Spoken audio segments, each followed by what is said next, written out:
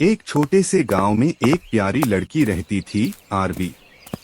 एक दिन वह जंगल के किनारे से गुजर रही थी जब उसे एक चमकदार, मानो 3D जैसा चमकता हुआ सब्ज रंग का तोता दिखाई दिया।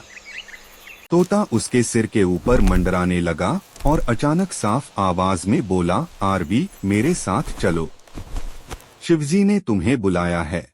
आरवी हैरान रह गई, लेकिन तोते की आंखों में एक अनोखी दोस्ती झलक रही थी। वह उस पर भरोसा कर चली पड़ी। दोनों जंगल के अंदर बढ़ते गए। रास्ते भर पेड़ और पत्ते मानो 3D एनिमेशन की तरह चमक रहे थे, हिलते हुए, झिलमिलाते हुए। कुछ देर बाद वे नील गुफा के सामने पहुंचे। गुफा के अंदर से आसमानी रोशनी निकल रही थी, जैसे हवा में तैरते छोटे छोटे चमकदार कण जगमगा रहे हों। तोता फिर बोला, डर मत, आगे बढ़ो। आरवी जैसे ही अंदर गई, गुफा के बीचों बीच एक शांति से भरा प्रकाश फैल गया।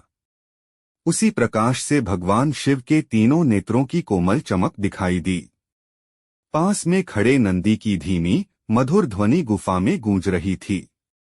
शिवजी की शांत, गंभीर आवाज गुफा में भर गई, आरवी, तुम्हारे भीतर बहुत हिम्मत है। इस जंगल को तुम्हारी दया और सच्चाई की जरूरत होगी। तभी आरवी के हाथ में एक छोटा सा नीला दिया बनकर चमकने लगा।